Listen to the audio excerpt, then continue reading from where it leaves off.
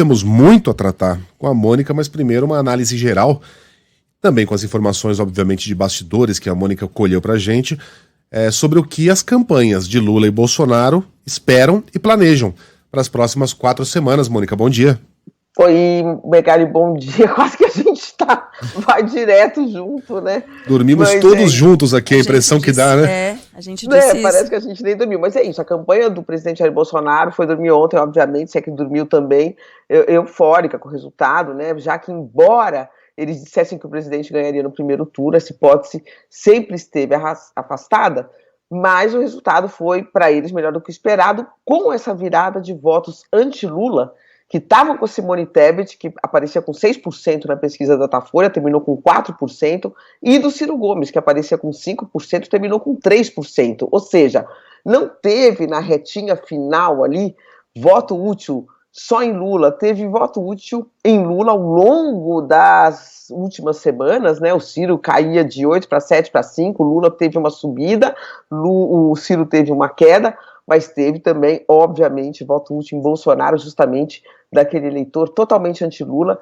que passou a sexta-feira, né, Megali, e o sábado, sendo bombardeado por manchetes que diziam que o Lula estava a um passo de vencer as eleições. Então, todo mundo esperando ali o que seria esse voto útil em Lula, e, na verdade, o eleitor que independe de tudo isso, dessas previsões todas, uma parte dele na reta final significativa, o suficiente para fazer o Bolsonaro subir bastante ali nessa retinha final. E teve também o fenômeno que a gente sempre falou aqui, né, Megali, da abstenção, consolidando a nossa impressão aí, a impressão, o diálogo que a gente teve logo na abertura dos programas de ontem, né, a impressão que nós passamos logo cedo de que as filas que se formaram nos colégios, nas zonas eleitorais, não se formaram pelo alto comparecimento das pessoas, mas porque a sistemática, né, o método todo adotado pelo TSE fez com que a votação ficasse lenta, né? Então não, quer dizer, as pesquisas não erraram nessa dimensão que os bolsonaristas querem fazer crer, para eles é muito interessante fazer crer nessa fazer essa tese circular. Houve, evidentemente, um movimento do eleitorado ali, de uma parte pequena, mas importante do eleitorado pelo voto útil, né, só que em Bolsonaro, e não, a abstenção não foi baixa, a abstenção foi alta, né, até agora a mais alta dessa história recente. Agora, partiremos para o segundo turno, né, o Lula entrando à frente, ganhou, né, o primeiro turno, esteve à frente do Bolsonaro, mas não como o vencedor, como o PT esperava, não só o PT, muitas pessoas esperavam que o Lula poderia vencer no primeiro turno, né? E o que está esperando, o que eu conversei ontem com pessoas da campanha do presidente Jair Bolsonaro, que me ligaram, né?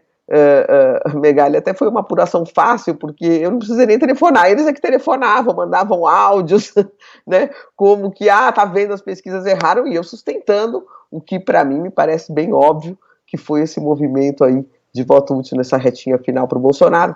Mas o que me disseram eles? Eles acreditam e apostam, né, em uma maior abstenção no Nordeste nesse segundo turno, que possa tirar ainda mais votos do Lula nas urnas, né, na hora do voto. E por que isso? Porque na visão desses ministros e estrategistas, né, com eleições decididas em primeiro turno em estados do Nordeste, onde o Lula vai muito bem, haveria uma desmobilização natural, já que nós não vamos mais ter campanhas para os governos estaduais. E as campanhas locais mobilizam muito, né? Elas levam o eleitor para a urna, campanhas para deputado também, cada candidato, são milhares de candidatos fazendo um esforço enorme para aumentar o comparecimento do eleitor às urnas, para eles terem voto, quer dizer, atuando não apenas para a campanha nacional, mas em interesse próprio, mobilizando com muito suor, né? Muito esforço para o eleitorado ir de fato para as urnas. Então, eles veem São Paulo como um território de onde ainda podem vir mais votos, né?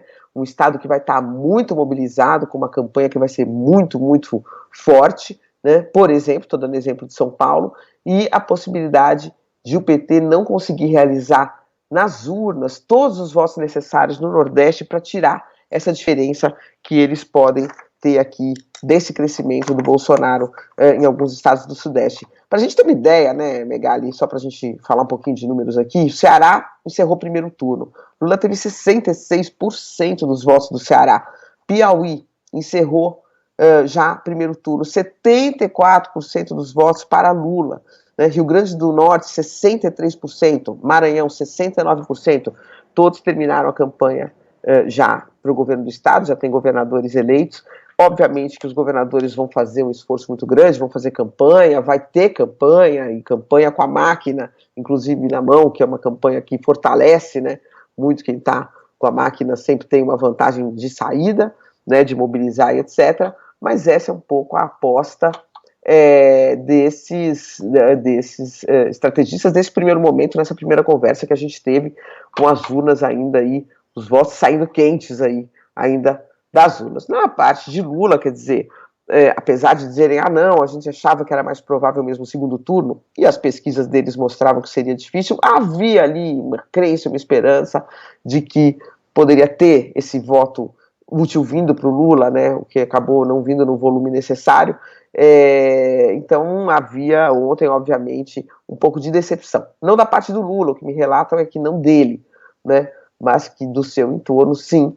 E agora vamos ter que ir ver o que eles vão fazer aí para o segundo turno, porque o Lula já tem uma quantidade enorme de votos, precisa ampliar, mas está com 48,43% para ganhar, ele precisa mais 2% aí dos votos.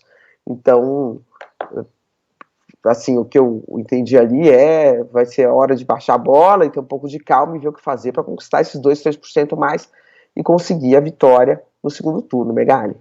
São muitos Cs, né, Dora? Se houver uma desmobilização no Nordeste, se os votos... Não é C, Megali, as coisas acontecem. A gente não, sim, mas aí trabalha-se para que não aconteça, né? Trabalha-se para que não aconteça. Também. Eu acho que tem uma coisa que a gente tem que falar e reforçar, que a eleição é super dinâmica e as coisas acontecem sim. Tanto que aconteceram nessa reta final, né? Eu estava mostrando aqui, estava vendo gráficos do astronauta, o senador eleito aqui em São Paulo. Marcos Pontes. A Folha mostrou ele disparando, né, assim, nas últimas semanas, mas como o Márcio França aparecia na frente, a gente, quer dizer, faltava enfatizar, não, tem um movimento forte aqui acontecendo e muito forte, né? Mas como um aparece na frente, então vai dar ele. Não. Mas as pesquisas não captaram essa, ainda que tenha havido essa quase tendência, você está falando de tendência, né, Mônica, uma tendência na reta final, houve movimentos claramente não captados, né, o caso de São Paulo está aí para mostrar. Foi captado, mas não na proporção, não na dimensão colocada nas urnas ontem, Mônica. Não tá sabendo, o fato da gente não saber interpretar as pesquisas e ler as pesquisas não significa que elas não estão corretas. Por exemplo, se você vai na espontânea, para o Senado, pega aí, Sheila, a espontânea para o Senado dizia que tinha milhões de pessoas, um percentual altíssimo que não tinha ainda escolhido candidato. Entende? E aí você junta esta informação com a informação de que ele estava disparando numa curva ascendente, né? Você não precisa demorar muito para concluir que pode ter uma virada, e teve essa virada, né? Então o fato de nós não conseguirmos olhar a pesquisa e olharmos todos os dados dela. Por quê? Porque também são milhares de candidatos, ninguém vai colocar atenção só no astronauta, a atenção está toda voltada para Lula e Bolsonaro, a verdade é essa. Mas aí quando a gente olhar com calma, a gente vai ver que a pesquisa nos dizia muitas coisas. Por exemplo, que aqui em São Paulo poderia naturalmente ter uma virada para o Senado, porque se tem um subindo, outro caindo e 30% de indecisos na espontânea, o que pode acontecer? Uma virada.